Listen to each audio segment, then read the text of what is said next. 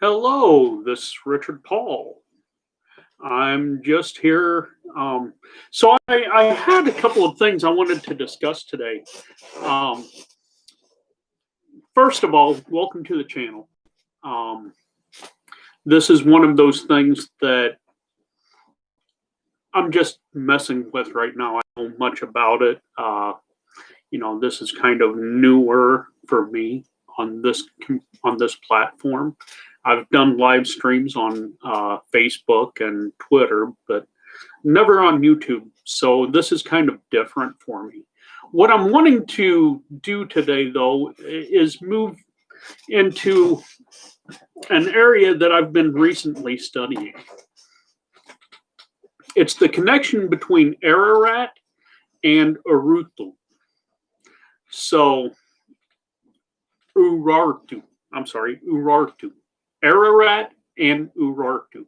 So, Urartu is presently what we would call Armenia.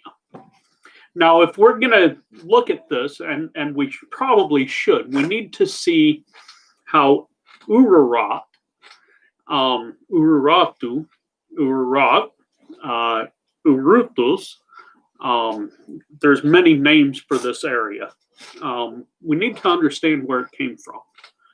So, when we talk about Ararat, the first place that we have discovered the name was in ancient Sumerian writings. Now, in the ancient Sumerian writings, it discussed how namely the trials of Gilgamesh. It discussed, who he went and talked to. In biblical times, we called that person Noah, but we're not talking about Noah. We're talking about just the Ararat area. So the history is pretty lengthy. They've recently found settlements dating back to almost 3,000 years before Christ. So this means that it's a very old area, and biblical scholars themselves believe that it's the oldest area of post-deluge part of the post-deluge. So when we talk about that, we want to understand that a lot of scholars mix what they currently call Mount Ararat, which is in Turkey, with the Urartu area. The Urartu area itself is present-day Armenia, as I've previously said. So when we look at that, there's the mountain areas in the same region. There's several volcanoes, extinct volcanoes. There's the Ararat plains, and so it's quite a lengthy topic that we're going to get into. So let's discuss this. The name Urartu means place of salvation. Simple as that. Place of refuge, place of salvation. It's probably one of the oldest known words in our modern language, Ararat. And of course, the derivatives from Urartu. So moving on with that, we saw the Great Deluge, which some people believe was more of an area-wide than it was a global event, even though there's evidence that it probably was more global than what some scientists are willing to accept. And let's get into that real quick, because there's places such as in South America, particularly in the Colombian area where they found writings talking about a great deluge and a man and a woman with his 3 sons and their 3 wives surviving this flood. Then there's the ancient India texts that talk about a great deluge. There's many different cultures have a flood story outside of just the biblical and Semitic cultures. So we should understand that this is more of a prolonged flood than what some, or it's not as localized rather as what some scientists would believe or have you believe. Now, one of the things that we need to understand about the deluge is that wasn't the end of human life. It was the beginning of the current lives, our current ancestry. And according to many religions, mythos, legends, it was definitely one man and his family that survived.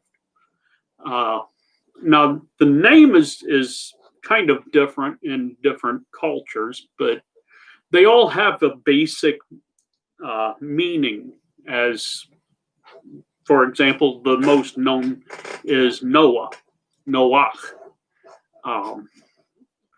And Noah itself, along with all the other names, they have the same basic meaning in the ancient languages.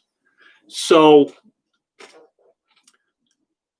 did the ark rest on Mount Ararat or in the area of Ararat?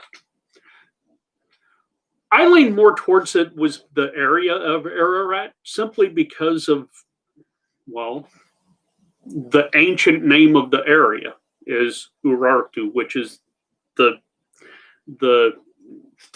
oldest name, and not Mount Ararat, because Mount Ararat itself had a different name until approximately 1,500 years ago, when the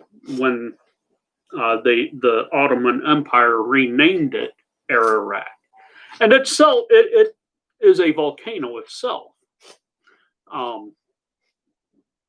So when we talk about the area, then we get to, as we do some archaeological digs in the area, we find things that should not be readily available in the area. For example, ancient anchors are found. Big stones with holes through them that they tied ropes through. That shouldn't be found in an area like that. Around the Van Lake in Armenia, they found all sorts of different things from when the lake was probably at least 50 times larger than it currently is. So this is a very ancient culture. What I'm wondering, and what I've been studying, is if this is the true area that Noah actually landed in, rather than on Mount Ararat, then these digs and these other things that they're doing, these archaeological digs and excavations around the current Turkish Mount Ararat, then they're not what we're actually looking for. And how do we know this? Well, because in the Hebrew, when it talks about Ararat, and the Sumerians and the Assyrians and the Babylonians and the Hittites and the Amorites, all of these cultures say that it have this common theme, that it was the mountains of Ararat rather than mountain of Ararat. You see, there's a difference between the plural and the between the plural and the singular. So we're more commonly going to understand it as being Mount Ararat, the mountains of Ararat, the highlands of Ararat is what we would call it more precisely in English. So moving on from there, the actual country Urartu is divided up into at least 5 different periods. Now there is the pre-Assyrian period where they were nothing more than city-states, or they were extremely individualized rather than a conglomerate of cities making up one big nation. And then the Assyrian Empire under Cush came about. Now, Cush's wife, this is kind of an interesting topic by itself, was Semiramis. Cush's wife was Semiramis. And she married her son. That's right. She married her child, Nimrod. Now, Nimrod, according to biblical teachings and other teachings from the time period, was a great hunter. There's a mythos surrounding him that I want to just pass down real quick because I think it's pretty interesting. So, one of the mythos says that the original man, when he was taken out of the Garden of Eden, the Garden of God, the place of paradise, that man was who biblically and in the Torah we call Adam or Adama, meaning created from dust. He had this vestment that was created by God. Now, this was passed down to Methuselah. Methuselah passed it down to Noah. Noah had it after the deluge, the great flood.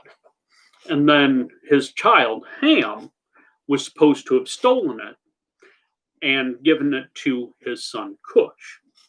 Now, we kind of see something like this in the biblical reference, starting, I believe it's in Genesis chapter 12, where it talks about, or well, it's before chapter 12, but where it talks about Noah being drunk and naked.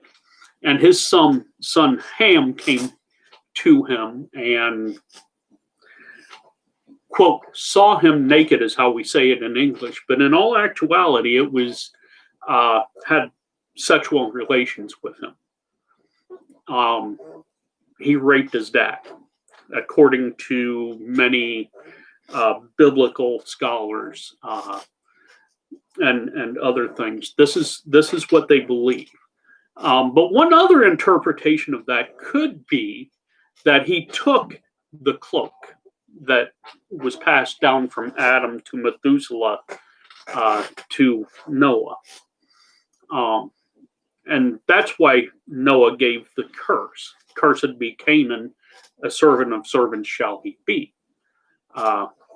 That's a biblical reference to Canaan, because at the time, it was believed that Cush, when he stole that, he gave it to Canaan. I know this is kind of extra biblical research into this, but the book of Yashir makes that pretty plain. And Yashir is mentioned at least 4 times in the Bible. Even though it's not a canonical book, we can see that there are instances where it could be considered a long-term effect of the theft. Sorry, I got interrupted there for a moment. But regardless, Cush, Nimrod, Tammuz, Semiramis. These individuals, these 3 men and 1 woman, the 1 woman had married Cush, Nimrod, and Tammuz. Yes, it's quite interesting. But they made up the Assyrian or pre-Assyrian Empire in present-day Iraq, around where Babylon is. Now, Babylon itself is about 20 miles south of Baghdad. And they've done some very extensive excavations there recently, and they found the Tower of Babel itself. What we're looking for primarily is something that would fall under the Babylon, the Tower of Babel, the big mound.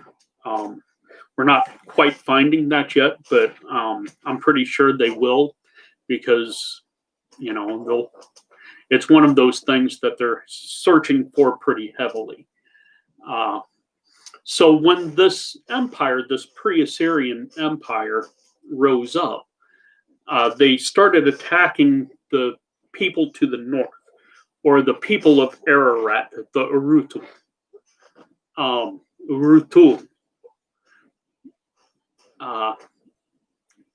And that's when this area became a state, as we would, a nation state, as we would commonly refer to it as. There were the main king at the time rose up and went to battle against the Assyrian army and defeated Nimrod. He defeated Nimrod. Now, Nimrod went to attack one summer, and during the summer times was the time of battle because of the cold weather. So when he got done with all of that,